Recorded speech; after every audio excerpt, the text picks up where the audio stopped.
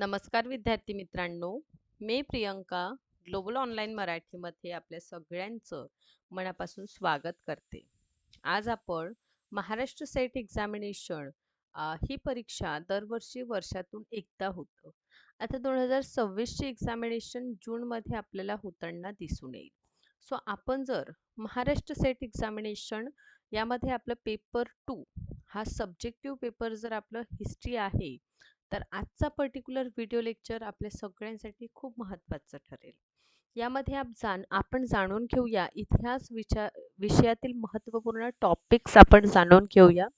सोबतच लक्षात घ्या पर्टिक्युलर हिस्ट्रीसाठी आपल्याला 10 युनिटचं सिलेबस आहे. किती? 10 कंप्लीट्स आपल्याला युनिट आहे. त्यापैकी 3 युनिट एन्शियंटवर आहे, 3 मिडिवल हिस्ट्रीवर आहे, 3 मॉडर्न हिस्ट्री आणि 1 युनिट आहे हिस्टोग्राफीवर. सो एक्झामिनेशनच्या पॉईंट ऑफ व्ह्यूने या युनिटमधून कशा पद्धतीने प्रश्न विचारतात, कुठले असे युनिट महत्त्वाचं ठरेल, कुठले टॉपिक्स असे रिपीटेड फॉर्ममध्ये आपल्याला परीक्षेमध्ये विचारले जात आहे, हे आपण आजच्या पर्टिक्युलर व्हिडिओ लेक्चरच्या माध्यमातून डिस्कशन करणार आहोत. सोबतच महाराष्ट्र सेट एक्झामिनेशन पेपर 2 हिस्ट्रीसाठी कंप्लीट कोर्स अवेलेबल आहे. या कंप्लीट कोर्सची नवीन बॅच आपण सुरू करीत आहोत 23 फेब्रुवारीपासून. सो या कंप्लीट कोर्समध्ये डेली 5 वाजता लाईव्ह सेशन आहे. रेकॉर्डेड पाहिजे तितक्यादा तुम्ही बघू शकता. कुठलंही रेफरन्स बुक वापरण्याची आवश्यकता नाही. कंप्लीट नोट्सचा वापर करा. नक्कीच हे एक्झामिनेशन आपण क्वालिफाय होणार आहात. युनिट वाईज MCQs मिळेल. परीक्षेच्या दृष्टिकोनातून 100 प्रश्न 200 गुणांसाठी 20 तुम्हाला मॉक टेस्ट मिळणार आहे. 6 वर्षाचं PYQ 1 इयर्स व्हॅलिडिटी सोबतच नेट आणि सेट पेपर 1 इथे फ्री ऑफ कॉस्ट आहे. नवीन बॅच सुरू होती आहे. ऑफिशियल नंबर्सवर कॉन्टॅक्ट करा. जॉईनिंगची फीस 12,000 आहे. यावर डिस्काउंट मिळेल. मात्र 8,000 मध्ये हा complete course with paper 1 net and सेटचं फ्री ऑफ कॉस्ट आहे. इथे बघा आपण सुरू करूया. टॉपिक्स कुठले आहे? तर युनिट 1 हा एन्शियंटचा भाग आहे. एन्शियंटवर काय टॉपिक करावे? तर पुरातत्वीय स्रोत करा, साहित्यिक स्रोत, विदेशी विवरण यामध्ये चिनी विवरणांचं मेजर अभ्यास करायचा आहे. नवपाषाण काळ आणि ताम्रपाषाणमध्ये पर्टिक्युलर स्थळांचा अभ्यास करायला विसरायचं नाही. स्थळ महत्त्वाचं आहे. त्यानंतर सिंधू सभ्यतेचा अभ्यास करा. सिंधू सभ्यतेतील मेजर प्लेसेसचा अभ्यास करायचा आहे. कुठून काय मिळालं, काय महत्त्वाचं आहे, बंदरगाह कुठे आहे, ठीक आहे, हे सगळं. वैदिक आणि उत्तर वैदिक काळ तुलनात्मक दृष्टिकोनातून अभ्यास करा आणि इथे अर्थव्यवस्थेसंबंधित जे टर्म्स आहे ते तुम्हाला करावं लागेल. 16 महाजन पद ते आंधुणे कुठल्या क्षेत्रात येतात त्यांच्यावर कॅपिटल्स अभ्यास करून ठेवा. दक्षिण भारतातील महापाषाण हा एक महत्त्वाचा पर्टिक्युलर टॉपिक आहे. जैनिझम आणि बुद्धिझमवर जे संगीती झालेले आहे त्यावर मेजर फोकस केलेला आतापर्यंत आपल्याला दिसून येतं. या व्यतिरिक्त इंडो रोमन व्यापार आहे. 16 संस्कारांवर प्रश्न विचारतात. मेघसरणीचं जे वर्णन आहे इंडिका ग्रंथांमध्ये त्याविषयी डीपली प्रश्न येतात. एन्शियंट टाइमचे प्रमुख बंदरगाह, गुप्त शक संबंध अभ्यास करा. गुप्त कालीन शिक्के म्हणजे ओव्हरऑल ॲडमिनिस्ट्रेशन, सातवाहनकालीन ॲडमिनिस्ट्रेशन, पल्लव मंदिर कला, वाकाटकांचं कला, अजिंठा लेण्या, चोल मंदिर स्थापत्य कला, परमार स्थापत्य शैली हे अभ्यास करून झाल्यानंतर युनिट 2 मध्ये सिकंदरचं आक्रमण, मौर्य साम्राज्य, सातवाहन, कुशाण, संगम साहित्य, वास्तुकलामध्ये गांधार, मथुरा आणि अमरावती शैलींचा अभ्यास करा. गुप्त वाकाटक राज्यशासन व्यवस्था, गुप्तकालीन सिक्के आणि मंदिर स्थापत्य कला, वाकाटकांचं टाइम पिरियड, हर्षकालीन प्रशासन हे सगळं घटक अभ्यास करून झाल्यानंतर युनिट 3 मध्ये तुम्ही पश्चिमी चालुक्य, राष्ट्रकूट, दक्षिण भारतातील पल्लव, चेरचोर पांड्यांचा अभ्यास करा. बंगालचे पाल, गुर्जर प्रतिहार, त्यानंतर वैष्णववाद आणि शैववादचा अभ्यास करा. इतकं अभ्यास करून झालं की समोर वळा. समोर तुम्हाला अभ्यास करायचा आहे तो घटक आहे मध्यकालीन भारताचा इतिहास. युनिट 4 पासून सुरू होत आहे. मध्यकालीन भारताची साधने अभ्यास करा.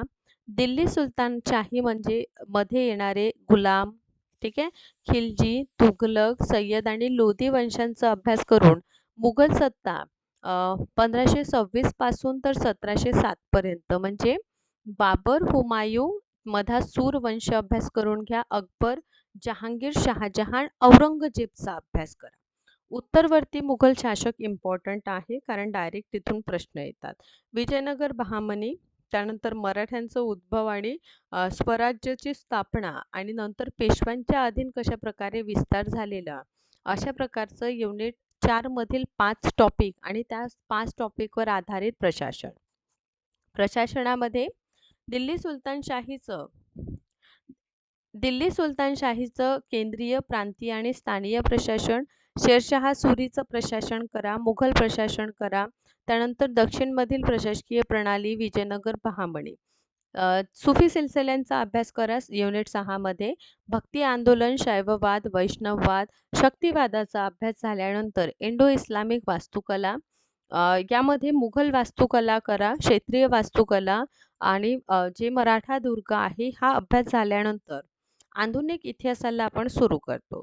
तर आतापर्यंत मेजर आपण फोकस बघतो जितके पण वॉर्स झालेला आहे. आंग्ल मैसूर, आंग्ल मराठा, आंग्ल सिख सगळ्यांचा अभ्यास करा. हैदराबाद, देन टिपू सुलतान, बक्सरचं युद्ध, regulating act, charter, picked India act हे सगळं अभ्यास करायचा आहे. तर हा भाग कुठला आहे तर युनिट 7 पासून याचं सुरुवात होतं. कारण युनिट 7 यापासून आपलं मध्यकालीन मॉडर्न हिस्ट्री जी आहे त्याला आपलं सुरुवात होत आहे. तर युरोपियन कंपनींचं आगमन, ठीक आहे. त्यानंतर ब्रिटिश अंतर्गत आपण बंगाल, अवध, हैदराबाद, म्हैसूर, कर्नाटक, पंजाब, ठीक आहे. नंतर आपण बघतो की 1857चा विद्रोह, कंपनी अंतर्गत आपण क्राऊन प्रशासन, देन ईस्ट इंडिया कंपनी. सरळ अभ्यास करायचं रेग्युलेटिंग ॲक्ट पासून तर राणीच्या जाहीरनाम्यापासून 1909 म्हणजे मोर्ले मुंटे सुधारणापासून 1935 पर्यंत. ओके. या व्यतिरिक्त बंगाल, कानपूर खटला, अलीपूर खटला हे कुठे करणार? सशस्त्र क्रांतिकारी चळवळीमधील हे टॉपिक आहे. आधुनिक काळातील बुक, त्यांचे ऑथर, ठीक आहे. भारत चीन युद्ध, ऑपरेशन विजय, ब्लॅक डेथ, शीतयुद्ध हे मेजर टॉपिक आहे. कुठले आहे तर बघा. युनिट 8 मध्ये कृषीचं विस्तार, वाणिज्यीकरण, भूमी बंदोबस्तांचा अभ्यास करा. मजदूर संघ सोडू नका, कारखाना कानूनवर प्रश्न येतात. मौद्रिक नीती असू द्या, रेल्वे, रस्ते, दुष्काळ आयोग, जनजाती, शेतकरी आंदोलनांचा अभ्यास करा. या व्यतिरिक्त युनिट 9 मध्ये पोर्तुगीज व्हॉइसराय आहे. युरोपियन कंपनीचं आगमन, 1857च्या उठावावर विधान विचारतात. राजा राममोहन रॉयवर डायरेक्ट प्रश्न आहे. पुन्हा सार्वजनिक सभा असू द्या, सर सय्यद अहमद खान यांचं मेजर वर्क असू द्या, महात्मा गांधीजींचं संपूर्ण टाइम पिरियड अभ्यासा, कुक्का असहकार आंदोलन, भारत छोडो या सगळ्यांवर प्रश्न असतं. युनिट 9 हे सुद्धा आधुनिक भारताच्या इतिहासावर आधारित आहे आणि यामध्ये 1885 पासून इंडियन नॅशनल काँग्रेसपासून 1920, आता 1920 पासून आपण गांधीवादी, देन स्वतंत्रता, विभाजन, त्यानंतर विभाजनानंतर समस्या, भारतीय संविधानाचे काय वैशिष्ट्य आहे, ठीक. काही महत्त्वाचं जसं द्विदलीय जे न्यूजपेपर आहे, तीन काठिया पद्धत, विद्यापीठ कायदा काय आहे, राज्य रचना आयोग, ठीक आहे. हे सगळं महत्त्वाचे टॉपिक ठरेल. काँग्रेसचे संपूर्ण अधिवेशन अभ्यासावं लागेल, डायरेक्ट प्रश्न येतात. तर हे सगळे आपले महत्त्वाचे टॉपिक आहे जे येणाऱ्या परीक्षेसाठी आपल्याला करायचं आहे. तर यासाठी कंप्लीट कोर्स पेपर 2 हिस्ट्रीसाठी 23 फेब्रुवारीपासून आपण सुरू करीत आहोत. बघा हे ऑफिशियल नंबर्स आहे, यांवर कॉन्टॅक्ट करा आणि कोर्सला जॉईन करून घ्या. व्हिडिओ आवडला असेल तर नक्कीच लाईक करा आणि अशाच पद्धतीने व्हिडिओ लेक्चर्स बघत राहा.